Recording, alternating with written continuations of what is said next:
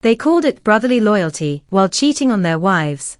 So I blew it up on their parents' anniversary. I was sitting on my living room rug, holding the remote to our brand new 75-inch flat screen, when a text message from my brother-in-law popped up in the top right corner of the television, asking my husband for a sweaty post-sex selfie to use as a fake alibi. By the end of the week, 4 marriages would be completely vaporized, an entire family would be shattered in 2 pieces, and a $40,000 secret would be exposed in glorious 4K resolution in front of 150 people at a black tie gala. To understand the magnitude of the betrayal, you need to understand the cult of the Sterling brothers. I lived at 144 Highcrest Ridge. For the last 6 years, my house was the unofficial fraternity headquarters for my husband, Ben, and his 3 older brothers, Jason, Mike, and Chris. They were inseparable. A pack of wolves disguised in Brooks Brothers suits and golf polos. They constantly preached about brotherly loyalty. They wore it like a badge of honor. I always thought it was endearing. They built our back deck together. They drank cheap beer on our patio every weekend. They covered for each other when someone forgot a birthday or messed up a family dinner. I thought I married into the perfect, tight-knit American family. Now, I know brotherly loyalty is just a sanitized term for a cartel of pathological liars. Ben's fatal flaw was his unyielding obsession with technology. He had to have the biggest, newest gadgets the second they dropped. When the new Apple TV 4K arrived, he tore into the packaging like a child on Christmas morning. He spent 2 hours mounting the massive 75-inch screen to the wall, bragging about the processing speed and the seamless ecosystem. But in his arrogant rush to get it working before his brothers came over for the game, he flew through the iCloud setup prompts. He didn't read the screen. He completely bypassed the toggle switch for sync iMessage. It was a Tuesday afternoon. Ben was at work. I was sitting cross-legged on the beige living room rug, balancing the sleek aluminum remote on my knee, casually setting up the family Netflix profile. The house was perfectly quiet. The afternoon sun was spilling across the hardwood floors. I clicked onto Ben's profile icon. Right as the Netflix logo flared red on the screen, a sleek, gray banner slid smoothly across the top right corner of the massive display. The Alibis. Jason, Ben, tell Sarah I'm with you at the batting cages. I'm actually at the Marriott with the intern. Send a sweaty selfie for proof. The breath completely left my lungs. My thumb froze over the center button of the remote. I didn't blink. I didn't move. I felt the heat rising in my neck, a prickly, suffocating sensation spreading across my scalp. My vision narrowed until the only thing I could see was that gray bubble hovering on the screen. I didn't close the app. My hand trembled as I dragged the cursor up to the notification and clicked the center button. The screen instantly transitioned out of Netflix and into the iMessage app. The text thread expanded, blown up in staggering, ultra-high definition across my entire living room wall. It wasn't just a stray message. It was a digital archive of systematic, organized, heavily documented betrayal stretching back 5 agonizing years. I sat there on the rug for 3 hours. The room grew dark around me, the only light radiating from the sickening, blue glow of the television screen. I scrolled up, and up, and up. It wasn't just a group chat between brothers. It was a tactical command center. They had a literal, working duty roster for their lies. Jason, the eldest, was the ringleader and master manipulator. Ben, my tech-savvy husband, was the logistics coordinator. Mike and Chris were the ground scouts. If you think a duty roster for cheating is rock bottom, brace yourself, because the rabbit hole of this group chat goes so much deeper. My stomach violently turned as I stumbled upon a hyperlink pinned to the top of the chat. It was labeled Sports Bar Decoys. I clicked it, and my television screen filled with a shared iCloud folder containing over 200 high-resolution photographs. They were generic, faceless shots of half-eaten buffalo wings,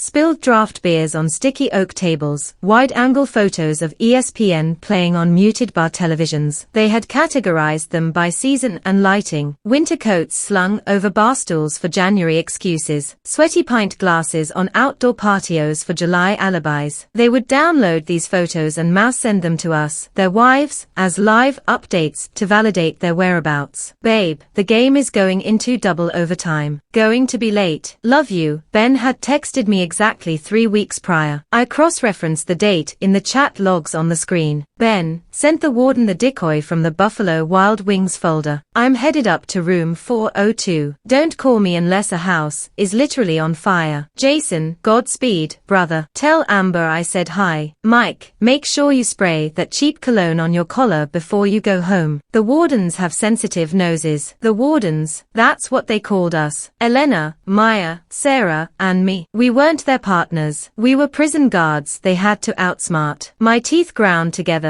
so hard my jaw began to ache. I kept scrolling, the pad of my thumb blistering against the metal remote. I found a shared Google Calendar integration. They called it the Ghost Schedule. It was meticulously color-coded. Every single time Ben told me he had a late-night coding session, every time Mike had a weekend sales seminar in Chicago, every time Chris went on a hunting trip, they were coordinating out-of-state vacations with their mistresses. They booked flights on separate airlines. They used prepaid Visa cards they bought with cash to avoid bank statements. It was a masterclass in sociopathic deception. Then I saw the spreadsheet link. The title read, The Vacation Fund. For 3 long, exhausting years, the 4 of us wives had been diligently transferring a portion of our bi-weekly paychecks into what we were told was a high-yield savings account for the Sterling Brothers' annual fishing trip. $40,000. We scrimped. We clipped coupons. We skipped getting our hair done. We thought we were being supportive, loving wives, giving our hard-working boys a rugged wilderness retreat to bond and decompress. I opened the spreadsheet on the TV. The rows and columns laid out the agonizing truth. The money wasn't sitting in a savings account. It wasn't paying for a cabin in the woods. That $40,000 was paying the monthly lease on a luxury, 2-bedroom penthouse apartment right in the center of the downtown district. They called it the Bachelor Pad. They had a rotating access schedule. Weeknights were reserved for Ben and Jason. Weekends were split between Chris and Mike. Our hard-earned grocery money, our sacrificed salon trips, were paying for their silk sheets, ambient lighting, and room service for the women they were sleeping with. Wait, that's when the real bombshell dropped. My thumb was cramping, my eyes were burning from the blue light, but I pushed the cursor higher up the chat log. I hit a batch of live photos uploaded from the previous weekend. Jason had posted a picture of his new girl, draped casually over the glass balcony of the Bachelor Pad, holding a mimosa, wearing one of Jason's oversized button-down shirts. The glass of ice water I had resting on the coffee table shattered into a dozen pieces as my foot violently kicked it over. The girl smiling back at me from the 75-inch screen wasn't a stranger. It was Chloe, my maid of honor, my best friend since our freshman year of college. The woman who had stood beside me at the altar, dabbing her eyes with a tissue, giving a tear-jerking toast at my reception about how true love is real and Ben is the luckiest man alive. Beneath her photo, the chat descended into pure, radioactive garbage. Mike, bro, you actually brought the inside man to the pad. You're playing with fire. Jason, relax. She's not just a piece of ass. She's an absolute asset. She's infiltrating the warden's brunch tomorrow at the country club. If any of them are getting suspicious, Chloe will report back to us immediately. Ben, brilliant move. Keep her happy, Jay. We need that intel. Tiana asked me why I smelled like vanilla lotion yesterday. I need Chloe to feed her some lie about my new body wash. My vision went completely white. A high-pitched ringing pierced my eardrums, drowning out the ambient hum of the refrigerator. The crushing sadness, the urge to break down and cry, instantly evaporated from my body. It was replaced by a cold, venomous, absolute rage. The kind of rage that doesn't scream and throw plates against the wall. The kind of rage that sits quietly in the dark and plans a massacre. I didn't confront Ben when he finally walked through the front door at midnight, reeking of peppermint gum and cheap lies. I stayed in bed, facing the wall, breathing evenly, pretending to be fast asleep. The next morning, I made him his favorite black coffee, kissed him softly on the cheek, packed his gym bag, and told him to have a wonderful time at his Friday poker night with his brothers. You're the absolute best, babe, he smiled, totally oblivious to the guillotine I was currently hoisting above his neck. Don't wait up for me. The games usually run late. I won't, I whispered. The exact second his brake lights disappeared around the corner of Highcrest Ridge, I pulled out my phone and sent a mass text message to Elena, Maya, and Sarah. Emergency surprise wine tasting at my house. 8 p.m. sharp. Leave the kids kids with the sitters. Drop whatever you are doing. Trust me, when they arrived on my porch, they were completely in their element. They were laughing, shaking off their umbrellas, carrying expensive bottles of Pinot Noir, complaining about the terrible traffic on the interstate. I didn't smile. I didn't say a word to greet them. I just locked the heavy brass deadbolt behind them, ushered them silently into the living room, and handed Elena the aluminum Apple TV remote. "Read," I commanded, my voice flat, hollow, and utterly devoid of emotion. I pressed the power button on the television. The glowing screen roared to life. The chat was right where I left it. The next 2 hours were a horrifying symphony of devastation. Maya dropped her crystal wine glass, the dark red liquid splashing across my beige rug, staining it like a fresh crime scene. Elena collapsed onto the leather sofa, burying her face in her hands, sobbing so violently her shoulders shook. Sarah just stood dead still in the center of the room, her knuckles turning bone white, as she gripped the fabric of an armchair, her eyes wide with a horrified, paralyzing realization. He told me he was at the emergency room," Sarah choked out, pointing a violently trembling finger at a specific message from Chris. "He looked me in the eyes and said his best friend was in a horrific car crash. He was here. He was at this disgusting apartment. I am going to kill him," Elena hissed, suddenly springing up from the sofa. She wiped the mascara from her cheeks and lunged for her designer purse. "I am going to drive to that poker game right now. I am going to kick the door in, and I am going to rip his throat out." I stepped directly into her path, blocking the doorway.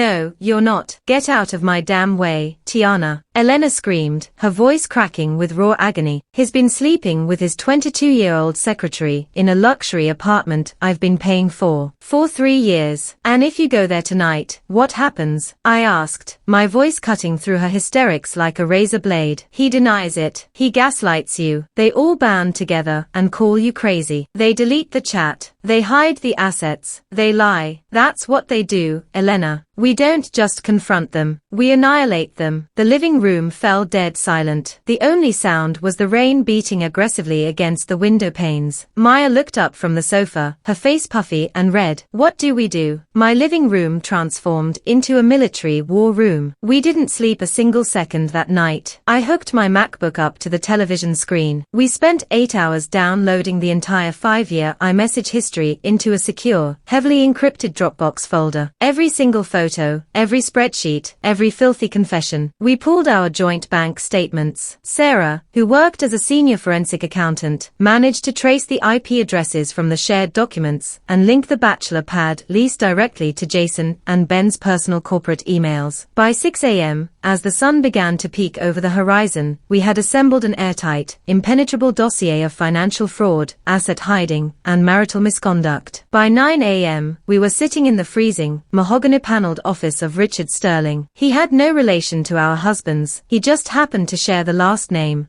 and he was widely feared as the most ruthless, bloodthirsty, unforgiving divorce attorney in the state. We bypassed individual counsel. We retained him as a single, terrifyingly coordinated unit. 4 plaintiffs, 1 super lawyer. Richard adjusted his gold-rimmed glasses, scrolled through the chat logs on his iPad, and slowly looked up at the 4 of us. A predatory smile crept across his face. "Ladies," Richard purred, steepling his fingers together, "I am going to leave these men with nothing but the lint in their pockets." The legal trap was perfectly set, but a quiet, sterile courtroom victory wasn't enough for me. I wanted maximum, irreparable, public damage. I wanted to burn their reputation to the ground. And the universe, in all its poetic justice, handed me the absolute perfect venue. That upcoming Sunday was the Sterling parents' 40th wedding anniversary. It was a massive, opulent, black-tie gala hosted at the Grandview Ballroom in the center of the city. 150 elite guests were invited, business partners, extended family members, wealthy country club friends, and local politicians. The brothers had spent the last 3 weeks arrogantly bragging to anyone who would listen about the beautiful, emotional tribute slideshow they had meticulously put together for their parents. Naturally, Ben had complained endlessly about having to sit at the AV table and run the laptop during the presentation. "Let me do it, honey," I had offered on Thursday night, batting my eyelashes and rubbing his shoulders as he sat at his computer. "You should be up there on the stage with your brothers, enjoying the moment. I'll handle the tech. You go be the star." He blindly kissed my forehead. "You're a lifesaver, T. I don't know what I'd do without you. Sunday evening arrived with a suffocating tension. The ballroom was dripping in extravagance. Crystal chandeliers hung from the vaulted ceilings, casting a warm glow over tables decorated with towering centerpieces of white roses. The air smelled of expensive perfume and roasted tenderloin. Everyone was dressed to the nines. Ben looked dashing in his tailored black tuxedo. Jason was laughing loudly by the open bar, charming a group of investors. Chris and Mike were posing for professional photos with their mother, kissing her cheeks. It was nauseating. The picture-perfect, flawless American family. I sat alone at the AV table in the dark shadows at the very back of the room. My fingers rested lightly on the cold aluminum keyboard of my MacBook. Elena, Maya, and Sarah were seated together at table 4, perfectly positioned in the center of the room, mere feet from the stage. They were sipping expensive champagne, their eyes completely locked on me. All right, everybody, if we could please settle down and take our seats. Jason's booming, charismatic voice echoed through the microphone, cutting through the chatter. He stood proudly in the center of the stage, flanking his aging parents with the other 3 brothers. We want to take a special moment tonight to honor the 2 incredible people who taught us everything we know about love, about loyalty,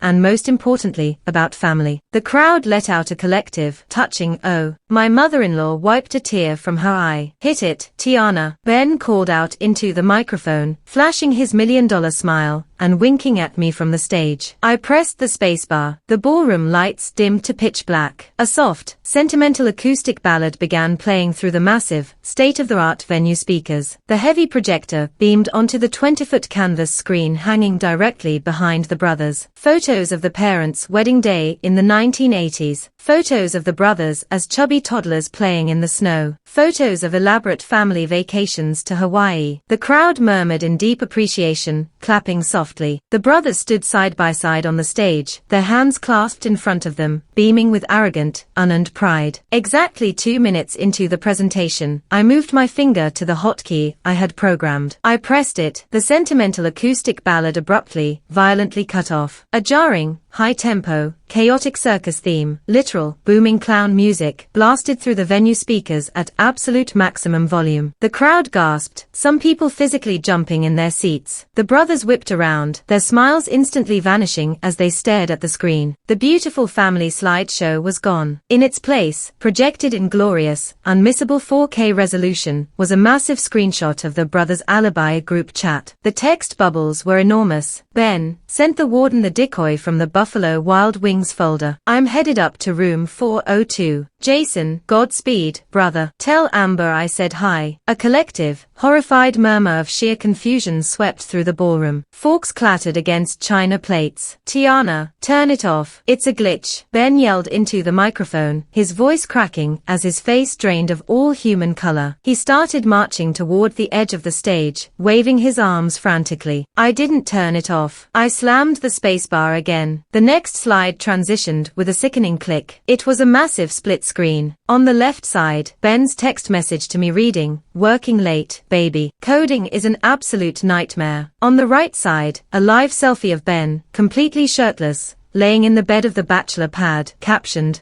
"Round 2 with Amber. Tell Tiana my phone died." An older woman in the front row let out a sharp, piercing shriek. My mother-in-law covered her mouth with both hands, her knees buckling slightly as my father-in-law caught her arm. They were frozen in sheer, unadulterated horror. Jason lunged aggressively for his microphone. Somebody cut the damn power. Cut the power right now, he screamed, the veins bulging in his neck. I hit the spacebar again. The 20-foot screen filled with the ghost schedule. The entire, meticulously color-coded calendar of their affairs, with every mistress's name clearly typed out next to their fake business trips. Then, I delivered the killing blow. I brought up the live photo of Jason and Chloe lounging on the balcony of the penthouse. Jason's text beneath the photo glowed neon green for the entire room to read. She's infiltrating the warden's brunch tomorrow at the country club. If any of them are getting suspicious, Chloe will report back to us immediately. Chloe, who was sitting comfortably at table 7, heaven, let out a loud, choked sob. She scrambled out of her chair, her heels slipping on the polished marble floor, and bolted frantically for the emergency exit as the guests erupted into a deafening cacophony of shouting, gasps, and furious whispers. The brothers were in a full, total panic now. Mike tripped hard over a microphone cord, crashing to his knees on the stage. Ben leaped off the front of the stage and was sprinting down the center aisle directly toward my AV table, his face twisted in a mask of absolute, violent fury. "What the hell are you doing?" he roared, his fists tightly clenched at his sides. Before he could reach me, Elena, Maya, and Sarah stood up from table 4 in perfect, synchronized unison. They stepped firmly into the center aisle, forming a human wall, completely blocking Ben's path. Ben skidded to a halt, his chest heaving. "Maya, Sarah, get the hell out of the way. My wife has lost her damn mind." The three women stared at him with eyes as cold as dead stars. Slowly, they raised their left hands in the air. The bright ballroom chandeliers caught their bare fingers. Their diamond wedding rings were completely gone. With their right hands, they reached into their silk evening bags and pulled out thick, heavy manila folders. Without a single word, they slammed the folders hard into the chests of Ben, Chris, and Mike. I stood up from the AV table, leaving the laptop running. I walked calmly down the side aisle, approaching Jason, who was frozen in terror at the bottom of the stage stairs. I shoved my own manila folder aggressively against his tuxedo lapel. He caught it reflexively, his hands shaking violently. What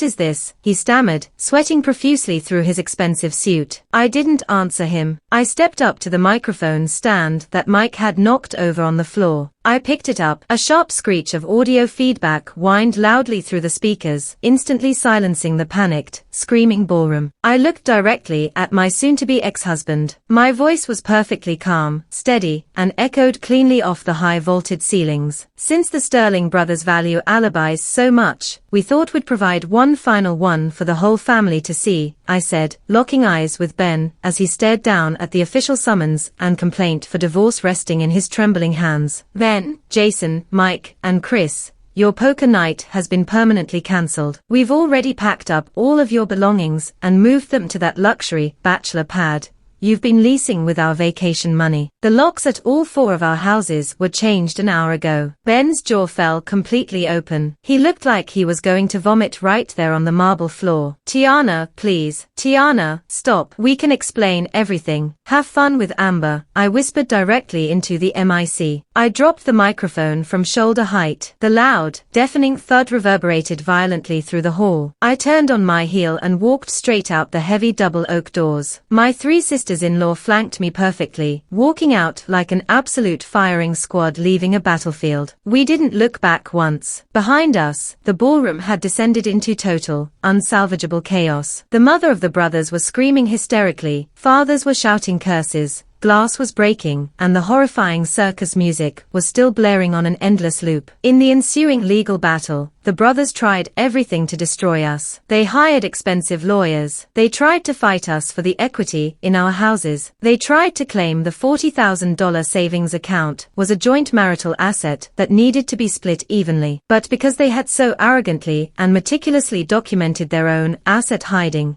and financial fraud in their little digital command center, the judge practically laughed them out of the courtroom. We were awarded the absolute entirety of the vacation fund. We were awarded the full equity in all 4 of our houses. We were awarded maximum alimony. Their entire untouchable family structure collapsed into dust in a single afternoon. They don't even speak to each other anymore, apparently. Their sacred, brotherly loyalty instantly evaporates when you're all broke, humiliated, and living in separate, dingy studio apartments. As for us, Elena, Maya, Sarah, and I finally took that European vacation we had been paying for. We drank authentic, world-class wine in the hills of Tuscany. We watched the sun set brilliantly over the Amalfi Coast, and we celebrated our absolute freedom. We enjoyed every single, beautiful second of it, this time, with 4 less alibis to worry about. So, I ruined an anniversary, traumatized their parents, and humiliated 4 men in front of everyone they respected. Am I the monster here, or did they get exactly what they deserved? If you have made it this far and want to see more videos like this, then kindly subscribe and turn on notifications so you may never miss another story like this.